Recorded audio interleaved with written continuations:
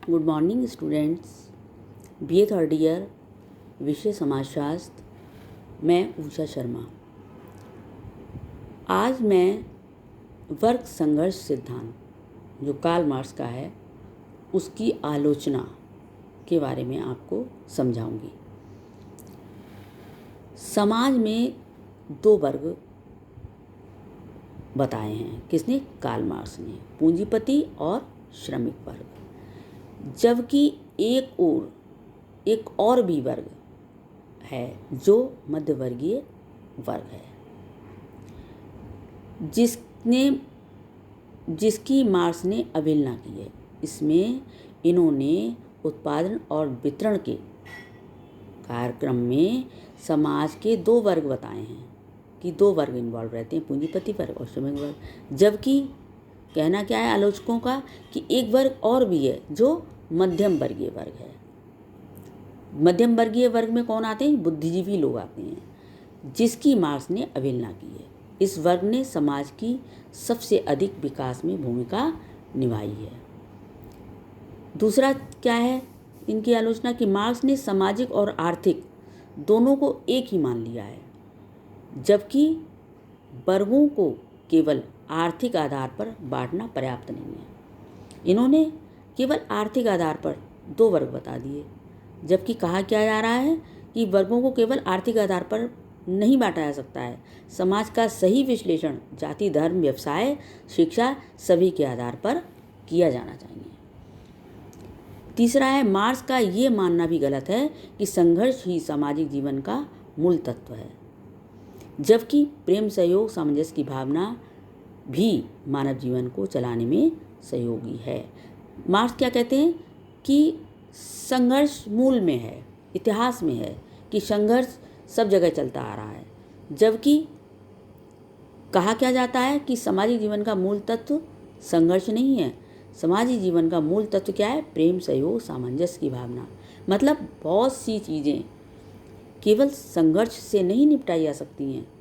कुछ चीज़ें ऐसी हैं संसार में, समाज में, जो प्रेम, सहयोग और सामंजस्य की भावना से भी सॉल्व की जा सकती हैं। मार्क्स के वर्ग संघर्ष में सर्वहारा वर्ग के क्रांति की बात की गई है, जबकि इतिहास साक्षी है कि जो भी क्रांतियाँ हुई हैं उनका नेतृत्व श्रमिक वर्ग द्वारा नहीं बल्कि बुद्धिजीवी वर्ग के माध्यम से हुआ है। पांचवा है कि मार्क्स का कहना यह है कि संसार का संपूर्ण इतिहास वर्ग संघर्ष का इतिहास रहा है। ऐतिहासिक दृष्टि से ये सही नहीं है। धर्म, शक्ति की इच्छा, दुर्भावनाएं आदि भी संघर्ष के कारण रहे। मतलब क्या है कि संघर्ष का कारण एक ही नहीं है कि धन हो, धन के कारण ही संघर्ष हो। बहुत से कारण हैं संघर्ष के, जैसे धर्म के कारण भी संघर्ष हो सकते हैं कि किसी की इच्छाएं, शक्तियाँ बहुत ज़्यादा होती हैं तब संघर्ष होते हैं, या शक्ति की इच्छा, बहुत लोग अपने को बहुत शक्तिशाली समझ करके दूसरे को दबाने की कोशिश करते हैं, या कोई किसी से जलन की भावना रखे तब संघर्ष। तो कई कारण हो सकते हैं संघर्ष के।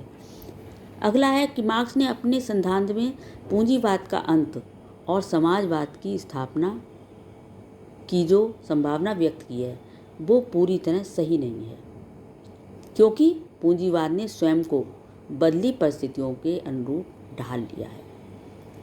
आज के समय में, आधुनिक समय में पूंजीवाद का रूप जो है वो बदल गया है। आज उतना शोषण नहीं किया जाता है।